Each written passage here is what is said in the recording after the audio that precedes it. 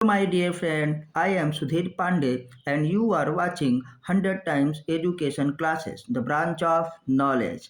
In this video, we will cover class 11th NCERT biology chapter number 2 biological classification जो कि LT grade के लिए GIC lecturer के लिए और नीट के विद्यार्थियों के लिए बहुत ही ज़्यादा इम्पोर्टेंट है और अन्य सभी जितने भी एग्ज़ाम होते हैं उनके लिए भी ये चैप्टर बहुत ही ज़्यादा ज़रूरी है जिसका नाम है बायोलॉजिकल क्लासिफिकेशन। और ये पार्ट 2 है जिसमें हम बहुत ही क्या है मोस्ट इम्पॉर्टेंट एडवांस्ड क्वेश्चन देखेंगे जिनका लेवल थोड़ा ज़्यादा है क्योंकि आप लोग सब कुछ पढ़े होंगे रिवाइज किए होंगे ना। और हम यहाँ पे क्वेश्चन के थ्रू सभी चीज़ों का रिवीजन करेंगे MCQs के द्वारा जिसमें असर्शन रीजन मैचिंग पेयर्स वगैरह काफ़ी ज़्यादा हैं। तो आइए देखते हैं हम लोग पहला क्वेश्चन। हमारे पास पहला क्वेश्चन है आइडेंटिफाई। देखिए हमारे पास पहला क्वेश्चन क्या है, identify the correct statement from the following, मतलब निम्नलिखित में से सही कथन चुनिए। यहाँ पे क्वेश्चन नंबर 6 इसलिए है 26 क्योंकि 25 क्वेश्चन तक पहले ही हो चुका है। पहली वीडियो में अगर आपने नहीं देखा है तो जा कर के उसको देखिए और तभी ये क्वेश्चन आपको अच्छे से समझ में आएंगे, तभी आप बेस्ट कर पाएंगे। तो निम्नलिखित में से सही कथन को हमको पहचानना है। तो देखिए क्या लिखा है, ऑल फंजाई आर फिलामेंटस। नहीं भैया, आपको बताइए क्या सभी फंजाई फिलामेंटस होते हैं? नहीं, फंजाई यूनिसेलुलर होता है, फंजाई मल्टी सेलुलर होता है, फंजाई क्या होता है फिलामेंटस होता है। जो फिलामेंटस है वो निश्चित ही क्या हो गई मल्टी सेलुलर हो गई। आइए देखते हैं। तो ये स्टेटमेंट हमारे पास क्या है गलत हो गया। हम लोग अब दूसरे ऑप्शन पर चलते हैं। ऑल वायरसेस आर क्या होता है पैथोजेनिक, सभी वायरस रोगजनक होते हैं ना। तो ये तो सही कि वायरस जो होता है उससे कोई फ़ायदा हमको मिलता नहीं, सिर्फ हानि ही होती है। अगर होती है तो केवल हानि होती है, फ़ायदा नहीं मिलता। तो ये स्टेटमेंट अभी सही हो सकता है, ये स्टेटमेंट सही है, लेकिन आगे के ऑप्शन देख लेते हैं। ऑल बैक्टीरिया आर हार्मफुल, नहीं, बैक्टीरिया जो होते हैं वो हार्मफुल और यूजफुल दोनों होते हैं। तो ये भी देखिए गलत हो गया है। आते हैं फिर हम लोग देखते हैं लास्ट में, ऑल माइकोप्लाज्मा आर क्या होता है प्लियोमॉर्फिक, सभी माइकोप्लाज्मा बहुरूपी होते हैं। तो अब हमको बताना है इसमें करेक्ट स्टेटमेंट कौन सा होगा। तो करेक्ट स्टेटमेंट ये हो सकता है और ये भी हो सकता है, लेकिन यहाँ पे ये समस्या है कि ऑल वायरसेस आर पैथोजेनिक। तो ऐसा कभी कभार हो सकता है कि वायरस क्या है पैथोजेनिक ना हो करके ऐसे फ्री स्टेट में रहे, लेकिन जब बॉडी के अंदर जाए तभी वो हमारे पास क्या होगा हार्मफुल होगा। बहुत सारे वायरसेस का उपयोग यूजफुल भी होता है, तो लेकिन माइकोप्लाज्मा जो है वो प्लियोमार्फिक है। तो आइए इसका देखते हैं कि सही स्टेटमेंट तब क्या होगा फोर्थ।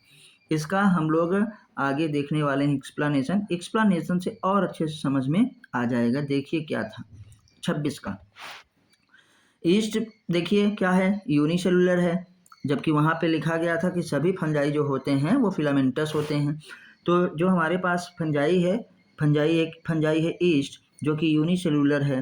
बाकी सारी की सारी फंजाई हमारे पास क्या होती हैं भैया मल्टी सेलुलर होती हैं। तो ईस्ट क्या है ग्रुप ऑफ यूनिसेलुलर फंजाई, बहुत सारी इसकी स्पीसीज हैं, ये ईस्ट एक जीनस है। और देखिए फंजाई फिलामेंटस भी हो सकता है। दूसरे में आते हैं, नॉट ऑल वायरसेस काज क्या डिजीज, सम कैन क्या होता है हार्मलेस होते हैं। बहुत से ऐसे वायरस भी हैं जो कि हार्मफुल नहीं होते हैं। तो ये भी स्टेटमेंट गलत हो गया। Bacteria, many bacteria are beneficial, बहुत सारे बैक्टीरिया बेनिफिशियल भी होते हैं, जैसे गट में होने वाले बैक्टीरिया हमारे पास, कर्ड में होने वाले पास बैक्टीरिया ना, ये सब क्या हैं यूजफुल बैक्टीरिया हैं।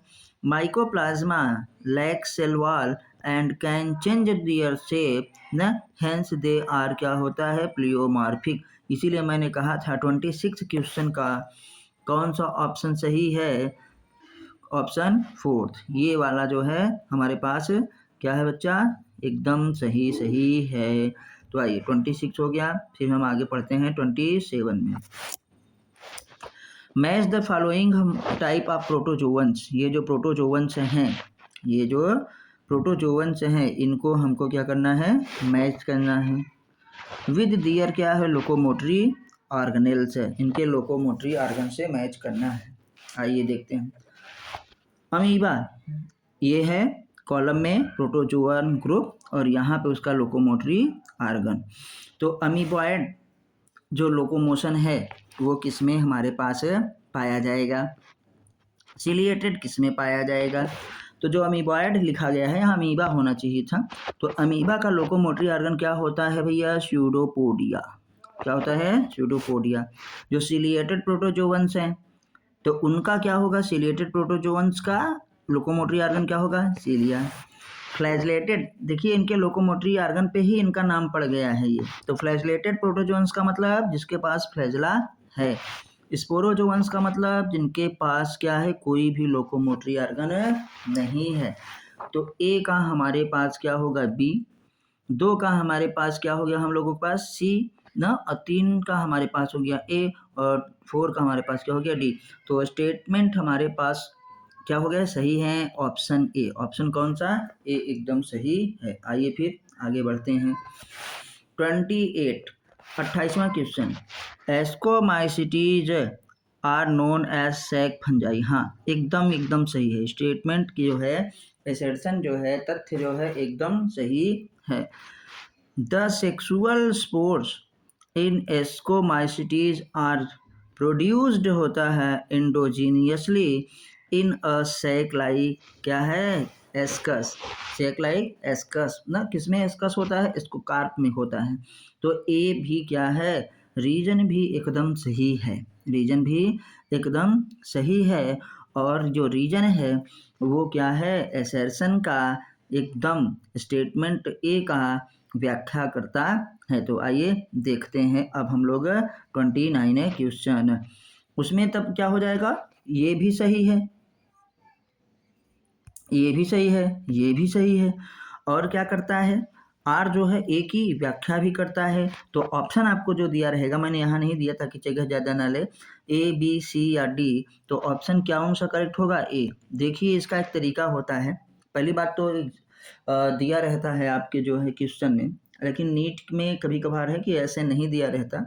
तो आपको ए बी सी डी अपने से कैसे लगाना पड़ता है कि अगर assertion and reason both are correct, and reason क्या है? एक्सप्लेन द assertion, तो ऑप्शन ए। assertion और रीजन क्या है? बोथ आर करेक्ट, बट जो है reason are not correct explanation of A, तो ऑप्शन क्या है? बी। assertion ट्रू हो और रीजन फॉल्स हो तब स्टेटमेंट सी, और assertion रीजन दोनों जो होता है फॉल्स हो तो ऑप्शन क्या है? डी। तो यहाँ पे assertion और रीजन बोथ आर करेक्ट हैं और R is the correct explanation of A, तो हेंस क्या हो जाएगा?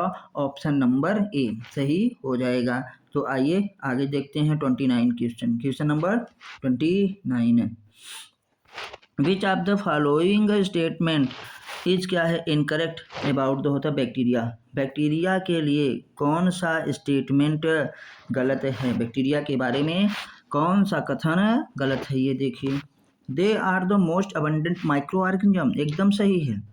Most abundant microorganism, bacteria के मोनेरा के पहले ही क्या है लाइन में लिखा है जहाँ पे हेटेरोटॉपिक बैक्टीरिया है। मोस्ट अबंडेंट माइक्रो ऑर्गेनिज्म मतलब ये सबसे प्रचुर मात्रा में पाए जाते हैं वाले माइक्रो ऑर्गेनिज्म हैं। They can have circular DNA. हाँ बैक्टीरिया में जो है सर्कुलर डीएनए पाया जाता है जिसको हम लोग प्लाज्मिड कहते हैं। और हम लोगों का डीएनए कैसा होता है? डीएनए लीनियर होता है, रेखीय होता है, द्विकुंडली होता है, डबल हेलिक्स, दो कुंडलियां आपस में सर्पिलाकार क्या होता है? मुड़ी रहती हैं। तो हम लोगों का जो डीएनए है वो लीनियर, और बैक्टीरिया का जो डीएनए है वो क्या? सर्कुलर, और जिसमें प्लाज्मिड करते हैं, एकदम सही है। आइए फिर देखते हैं तीसरा, they are classified only on the basis of their shape. तब उनको मतलब किसको, बैक्टीरिया का वर्गीकरण केवल उनकी आकृति के आधार पर किया जाता है। नहीं नहीं नहीं, यही तो नहीं सही है। अब पूछा भी क्या गया है, कौन सा स्टेटमेंट गलत है, तो यही स्टेटमेंट क्या है, गलत है। तो ये हमारा ऑप्शन सही है, ये जरूर याद रखिएगा। स्टेटमेंट गलत, ऑप्शन क्या है गलत, लेकिन आंसर हमारा क्या है, ये सही है, क्योंकि गलत ही तो पूछा है। अभी आगे देखते हैं क्यों। They are harmful in extreme habitat, न they are found, sorry, they are found in extreme habitat. Extreme habitat मतलब ऐसे स्थान जहाँ पे कोई अन्य जीव नहीं रह सकता है, बहुत ही विषम परिस्थिति में बैक्टीरिया रह सकता है। अच्छा, ये गलत क्यों है, क्योंकि बैक्टीरिया को भैया सिर्फ शेप के आधार पर नहीं हम लोग डिवाइड करते हैं। बैक्टीरिया को शेप के आधार पर, न उसमें रिप्रोडक्शन के आधार पर, उसमें न्यूट्रिशन के आधार पर, न उसमें रिप्रोडक्शन के आधार पर बैक्टीरिया को अलग किया जाता है या वर्गीकृत किया जाता है। आइए इसकी एक्सप्लेनेशन देखते हैं। देखिए, they are classified only on the basis of their shape, तो ऑप्शन सी हमारा सही था, यही गलत है। क्योंकि एक्सप्लेनेशन देखें, bacteria are classified based on multiple होता है क्राइटेरिया, बहुत सारी क्राइटेरिया हम लोग देखते हैं, इंक्लूडिंग शेप, पहला शेप के आधार पे, cell wall composition, cell wall कैसा है उसका, मतलब ग्राम पॉजिटिव है कि ग्राम नेगेटिव है, उसमें मोड ऑफ न्यूट्रिशन, उस बैक्टीरिया में न्यूट्रिशन कैसे होता है, मतलब वो हमारे पास ऑटोट्रॉपिक बैक्टीरिया है कि हेटरोट्रॉपिक बैक्टीरिया है ना, ये सब हम देखते हैं, या सैप्रोफिटिक है या डिकम्पोजर्स है, तो ये सारी चीज़ें किस में आ जाएंगी, हेटरोटॉपिक में आ जाएंगी। और बैक्टीरिया कैसा होता है, सिम्बायोटिक भी हो सकता है। तो और रिस्पायरेशन के आधार पे, और क्या है, शेप के आधार पे, और रिप्रोडक्शन के आधार पर भी होता है, यहाँ नहीं इंक्लूड किया गया है। तो ये हम लोगों ने देख लिया। आते हैं question number 30। Match the following organs with their, क्या होता है, respective, with their respective kingdoms. किस किंगडम का है, देखिए स्लाइम माउल्स, स्लाइम माउल्स ने आप कहाँ पढ़ते हैं, हम लोग इसको प्रोटिस्टा में पढ़ते हैं। प्रोटिस्टा में सबसे पहले जब आए थे तो पढ़े थे क्या है, क्राइसोफाइट्स, डाइनोफ्लैगेलेट्स, यूग्लिनॉइड्स, और क्या है, स्लाइम माउल्स। तो स्लाइम माउल्स देखिए अपवंक फंजाई जैसे फाइसेरम है, तो ये स्लाइ कहाँ का है भैया, प्रोटिस्टा का। अब प्रोटिस्टा में हम लोग कितनी चीज़ों को पढ़ते थे, 5। क्राइसोफाइट्स, पूरा नहीं लिखेंगे, बस थोड़ा थोड़ा, क्राइसोफाइट्स, क्राइसोफाइट्स के बाद डाइनोफ्लैगेलेट्स, डाइनोफ्लैगेलेट्स के बाद यूग्लिनॉइड्स, क्या है, यूग्लिनॉइड्स, यूग्लिनॉइड्स के बाद हम लोग देखे थे क्या, स्लाइम माउल्स। ये देखो स्लाइम माउल्स। और 5वां जो था स्लाइम माउल्स के बाद हम लोग कौन सा देखे थे भैया, प्रोटोजोआ, प्रोटोजोआ। तो ये सब हमारे पास किसमें थे, हो गए।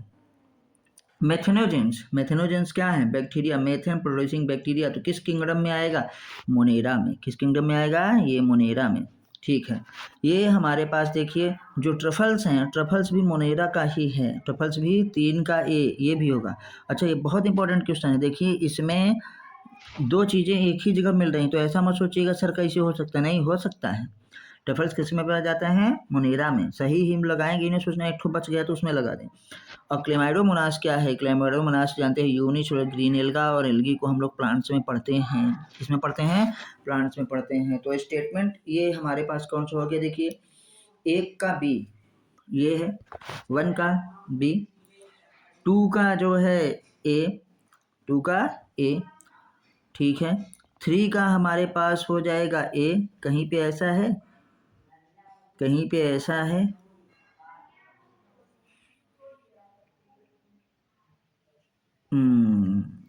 4 का हमारे पास क्या हो जाएगा, डी। तो 3 का सी और 4 का डी इसमें ही आता है। तो ये इसको अगर देखिए ऑप्शन उस हिसाब से नहीं मिल रहे हैं, तो हम लोग क्या करते हैं, ये वाला कि जो टफल्स है ये इसमें साफ साफ बच गया, तो ये हो जाएगा, ठीक है। तो कौन सा स्टेट ऑप्शन सही है, option number A, option number A, 1 का बी, ठीक है, बी का ए, ठीक है, 3 का सी, और डी का क्या है, 4। ऑप्शन क्या है हमारे पास, ए सही है। आइए अब आगे देखते हैं क्वेश्चन नंबर 31। क्वेश्चन नंबर 31 एसेप्शन और रीजन का है।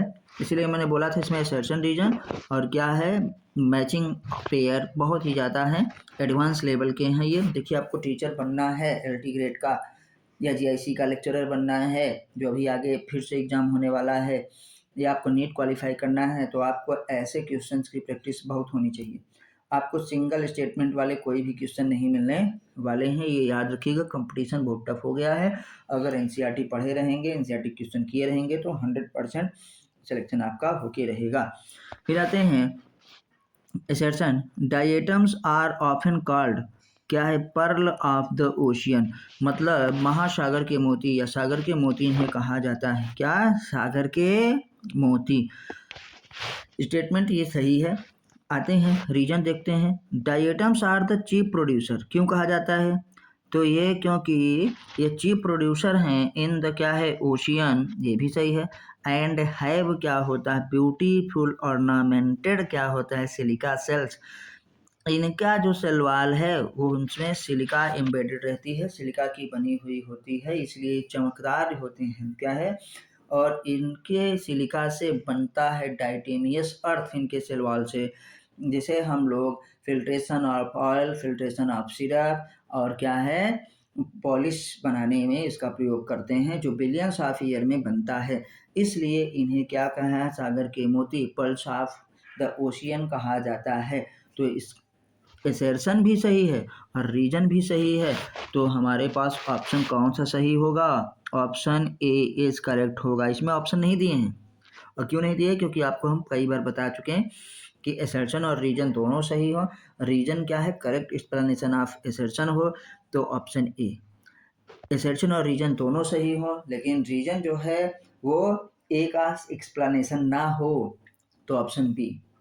और अगर असर्शन सही है और रीजन गलत है तो ऑप्शन सी, और एसेंशियल रीजन दोनों गलत है तो ऑप्शन डी। तो ये हमारे पास हो गया। आइए हम देखते हैं 32, question number 32। Which of the following statement is होता है करेक्ट अबाउट लाइकेंस, लाइकेंस के लिए या लाइकेंस के बारे में कौन सा कथन सही है, सही और गलत का ये गोला मान लिया करिए डायरेक्ट। देखते हैं, they are symbiotic association of virus and a bacterium, गलत नहीं, एकदम गलत है। क्यों, क्योंकि लाइकेन जो होता है association of algae and fungi होता है, तो ये तो गलत है। पूछें कौन सा सही है, ठीक है।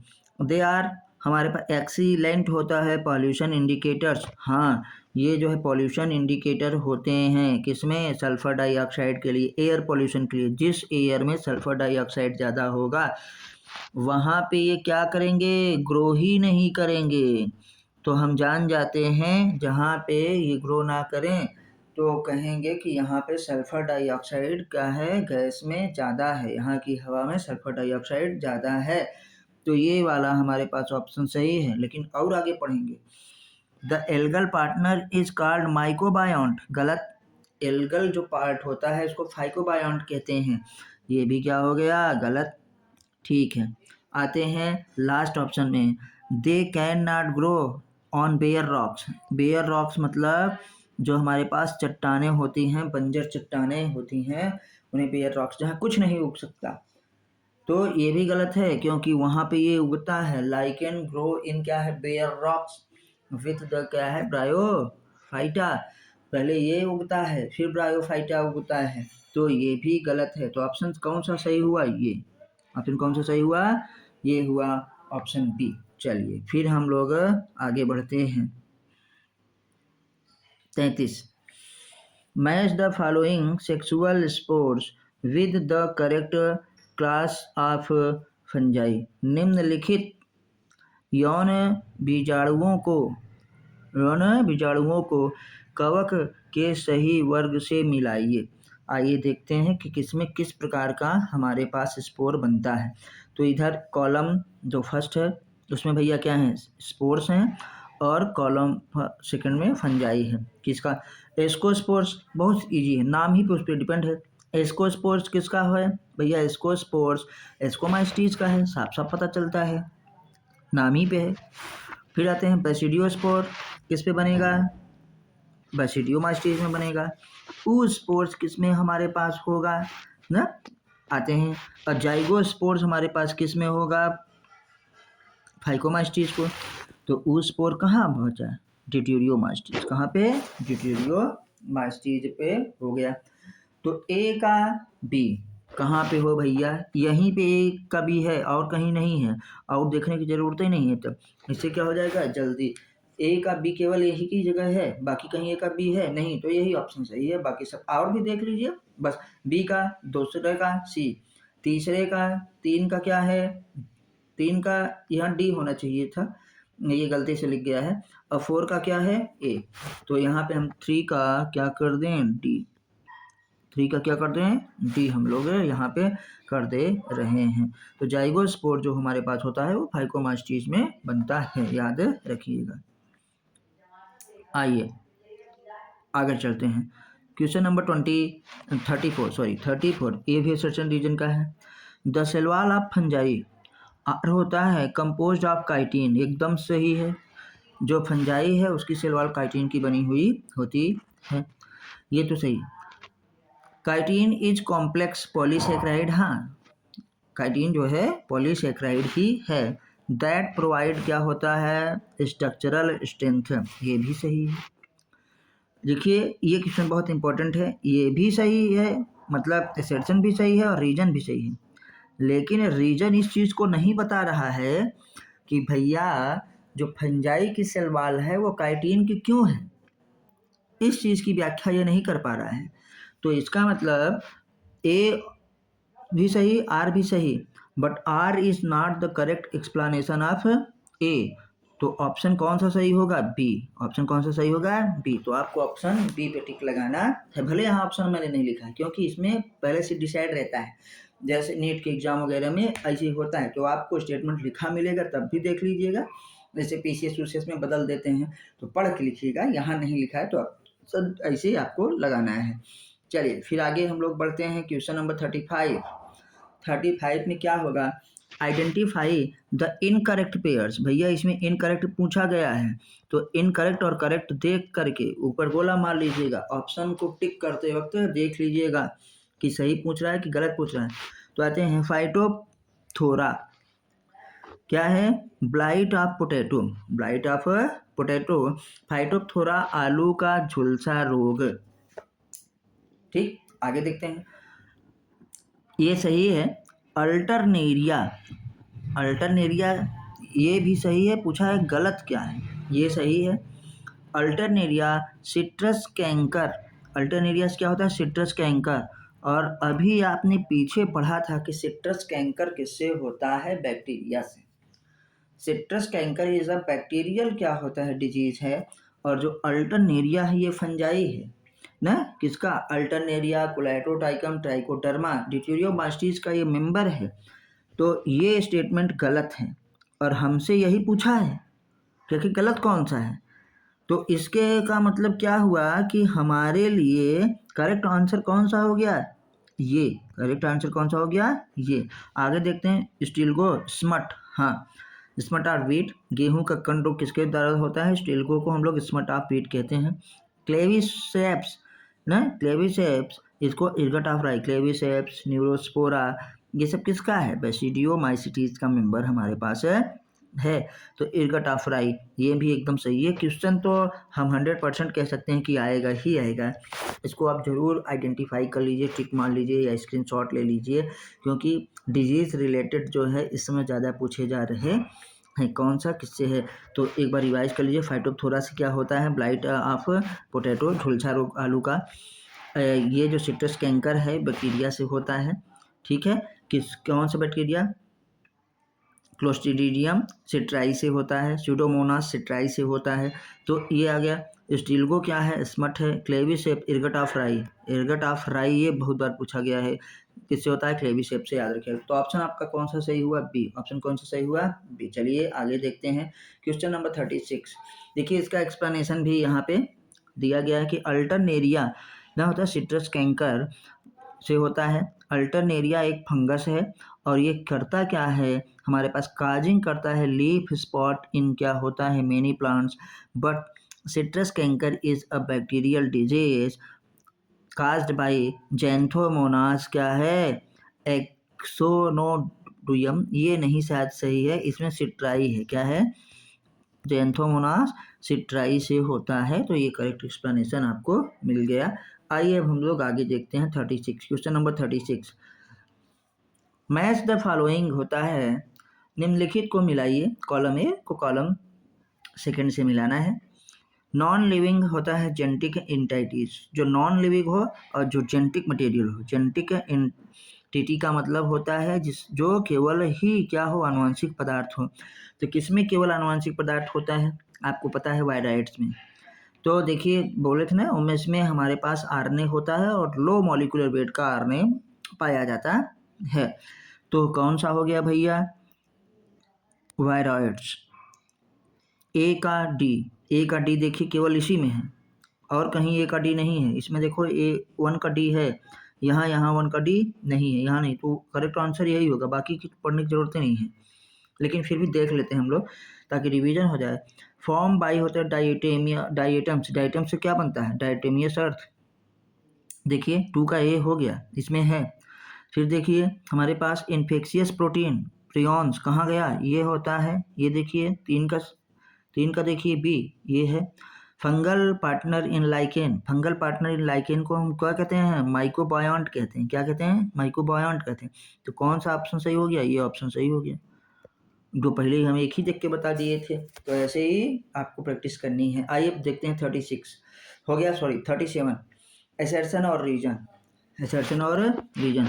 यूग्लिना इज क्या है? ऑफन स्टडीज एज होता है plant as well as animal. सही बात है, यूग्लिना को हम लोग प्लांट और एनिमल्स दोनों कहते हैं। क्यों? क्योंकि जब उसको लाइट मिलती रहती है तो अपने क्लोरोफिल से फोटोसिंथेसिस करता है, और लाइट जब उसको नहीं मिलती है तो हेटेरोटॉपिक नेचर क्या है? करने लगता है। वो हमारे पास एक्वाटिक जो होते हैं फाइकोबायोन्स वगैरह, एक्वाटिक जो होते हैं वहाँ पे छोटे माइक्रो ऑर्गेनिजम्स होते हैं, उसको वो खाने लगता है। जो चलिए, तो इसलिए यूग्लिना को एक पौधा तथा एक क्या है? जानवर के रूप में पढ़ा जाता है। इसीलिए हम लोग यूग्लिना को कहते हैं connecting link between plant and क्या है? एनिमल्स। आइए इसका रीजन क्या है? Euglena has both plant like chlorophyll होता है, सही बात है, एंड क्या है? एनिमल लाइक पेलिकल न कैरेक्टरिस्टिक। ये एक्सप्लेनेशन कर रहा है, पेलिकल का कर रहा है, लेकिन साथ में ये भी बताना है कि ये मिक्सोट्रॉपिक न्यूट्रिशन इसमें पाया जाता है, क्योंकि जब सनलाइट नहीं होती, फोटोसिंथेसिस नहीं कर पाता है, तब ये क्या होता है? हेटेरोटॉपिक मोड ऑफ न्यूट्रिशन करता है। तो दोनों प्रकार का ऑटोट्रॉपिक और हेटेरोटॉपिक दोनों हो गया, इसलिए इसमें हम कहते हैं कि मिक्सोट्रॉपिक न्यूट्रिशन पाया जाता है। आपसे ये भी क्वेश्चन बन जाएगा कि मिक्सोट्रॉपिक न्यूट्रिशन प्रेजेंट इन, तो आप क्या बताएंगे? यूग्लिना में ना। यूग्लिना में अगर ग्रुप का पढ़ देंगे तो यूग्लिनोइड्स में। क्या है? यूग्लिनोइड्स में। तो हमारे पास ऑप्शन कौन सा सही जाएगा? ए, क्योंकि भैया एसर्शन भी करेक्ट है, रीजन भी करेक्ट है, और reason is the correct explanation of assertion. तो आइए आगे बढ़ते हैं हम लोग क्वेश्चन नंबर 38 ना। लेकिन 38 से पहले इसका एक्सप्लेनेशन देखिए, देख लीजिए। बोथ ए एंड आर क्या होता है? Correct. R is correct explanation of A. Answer ये होगा। क्यों? यूग्लिना इज अ प्रोटिस्ट होता है, दैट शो होता है मिक्सोट्रॉपिक न्यूट्रिशन। यूग्लिना किस प्रकार का न्यूट्रिशन शो करता है? Mixotrophic nutrition. प्लांट लाइक करेगा तो ऑटोटॉपिक, और एनिमल लाइक करेगा तो हेटेरोटॉपिक। अब फ्लेक्सिबल बॉडी इसकी पाई जाती है, जैसे कि इसकी बॉडी फ्लेक्सिबल होती है एनिमल्स की। हम लोग अपनी हड्डी को नहीं मुड़ पाते, लेकिन देखिए कमर इधर उधर, उंगली ना ऊपर नीचे, सीधा खड़ा, आगे पीछे कुछ भी कर सकते हैं। तो ऐसे भी यूग्लिना में भी पाया जाता है, लेकिन ये कैरेक्टर सभी प्लांट्स में नहीं पाया जाता है। तो जो फ्लेक्सिबिलिटी ऑफ बॉडी है, ये कैरेक्टर किसका है? Is a character of animals, not the plant, याद रखिएगा। फीचर्स आर दैट, डायरेक्ट होता है रीजन्स ना। तो वाई इट ब्रिज है, क्या है? ब्रिज है द गैप बिटवीन बॉटनी और जूलॉजी। तो इसीलिए कहते हैं connecting link between plant and क्या है? एनिमल्स। तो हम लोगों ने देख लिया कि एक्सप्लेनेशन इसका भी, 37 का भी। आइए देखते हैं question number 38। Which of the following statement is correct? Correct statement हमको बताना है। फाइकोमाइस्टीज आर होता है कॉमनली कॉल्ड क्लब फंजाई, गलत है। फाइकोमाइस्टीज को एल्गल फंजाई कहा जाता है, ये गलत है। और करेक्ट हमसे पूछा है ना, ठीक है। बेसिडियोमाइस्टीज हैव सेप्टेट क्या होता है? माइसीलियम, बिल्कुल सही है। फाइकोमास्टीज एसेप्टेट होता है, जिसका माइसीलियम पट नहीं बना रहता है ना, सेप्टेट नहीं होता, अलग अलग डिवाइड नहीं होता, उसे एसेप्टेट, जिसमें क्या है धीरे धीरे धीरे धारी होती है, थोड़े डिवाइडेड होता है, तो उसे हम लोग सेप्टेट कहते हैं। तो जो फाइकोमास्टीज है जिसे एल्गल फंजाई कहा जाता है, उसी का माइसीलियम एसेप्टेट होता है। बाकी सबका, चाहे वो हमारे पास क्या हो शायद फंजाई, चाहे हमारे पास बेसिडियोमास्टीज हो और चाहे ड्यूटेरोमास्टीज, सब में सेप्टेट माइसीलियम ही पाया जाता है। तो ये सेप्टेट माइसीलियम एकदम ये सही है, ये स्टेटमेंट सही है। लेकिन फिर भी आगे देखते हैं।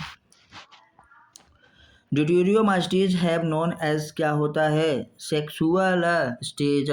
भैया गलत है, ड्यूटेरोमास्टीज का सेक्सुअल रिप्रोडक्शन ही तो हमको नहीं पता है, इसीलिए तो इसे फंजाई ऑफ इम्परफेक्टाई या इम्परफेक्ट फंजाई किसे कहा जाता है, ड्यूटेरोमास्टीज को, क्योंकि इसके सेक्सुअल स्टेज के बारे में अभी हमको नहीं पता है।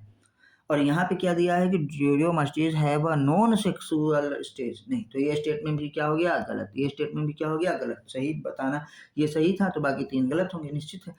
तो आते हैं, ascomycetes are commonly called algal fungi, ये भी गलत है। एस्कोमास्टीज को सैक फंजाई कहा जाता है, ये भी गलत। तो ऑप्शन कौन सा सही होगा, ऑप्शन क्या है, बी इज करेक्ट। चलिए, तो ये हमारे पास क्या हो गया 38। अब हम लोग चलेंगे 39 क्वेश्चन में। 39 क्वेश्चन में,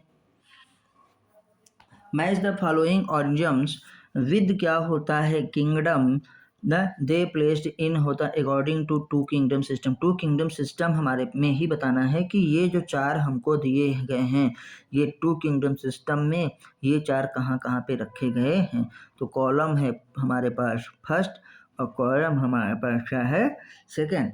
तो बैक्टीरिया भी आप समझ गए हैं, तो टू ही किंगडम सिस्टम में या तो प्लांट होगा या एनिमल, बस यही बताना है। क्योंकि टू किंगडम सिस्टम में कितने हमारे पास किंगडम है, प्लांटी, और दूसरा किंगडम क्या है, Animalia. Two kingdom system was given by क्या होता है, कैरोलस लिनियस। देखिए कैरोलस लिनियस ने बहुत चीज़ दिया है, जैसे टू किंगडम सिस्टम दिया है ना, biological classification, two kingdom system का फादर भी उन्हें कहा जाता है। फिर बाइनोमियल नोमेनक्लेचर भी जो है किसने, कैरोलस लिनियस ने ही दिया कि एक एनिमल का या एक प्लांट का, एक ऑर्गेनिज्म का क्या होगा, एक साइंटिफिक नेम होगा जिसके 2 कंपोनेंट होंगे ना। और सिस्टेमा नेचुरल सिस्टमेटिक्स जो है टर्म भी किसने दिया था, कैरोलस लिनियस ने दिया था। तो लिनियस को थोड़ा बहुत याद रखना है। जैसे फिजिक्स में हमारे पास हैं न्यूटन, और वैसे ही बायोलॉजी में हमारे पास कैरोलस लिनियस। तो बैक्टीरिया किस में आएगा भैया, बैक्टीरिया निश्चित ही प्लांट में आएगा। फंजाई किस में आएगा, प्लांट में आएगा। तो पहला और दूसरा, यहाँ 2 बार 2 हो गया, पहला और दूसरा दोनों किस में आएंगे, प्लांटी में। यूग्लिना को देखो हम लोग किस में करते हैं, प्लांटी में। और कभी इसको एनिमेलिया भी लिख सकते हैं। अमीबा को क्या मानते थे अभी तक, एनिमल्स ना, लेकिन ये प्रोटिस्टा का मेंबर है, एनिमेलिया का नहीं। लेकिन इन्होंने कहा टू किंगडम सिस्टम में। टू किंगडम सिस्टम मतलब जिसमें सभी जीवों को केवल 2 होता है किंगडम से रख दिया गया है, प्लांटी और एनिमेलिया में। तो आइए देखते हैं। ठीक है, ऑप्शन आपके पास कौन सा सही होगा, ऑप्शन ए इज करेक्ट। ए भी प्लांटी में, फंजाई भी प्लांटी में, यूग्लिना भी प्लांटी में, और अमीबा केवल क्या है, एनिमेलिया में। ये हमारे पास सही है। देखिए ये वाला ऑप्शन एकदम सही है। चलिए आते हैं क्वेश्चन नंबर 40 हम लोग करते हैं। ये भी असर्शन और रीजन का है और ये लास्ट क्वेश्चन है।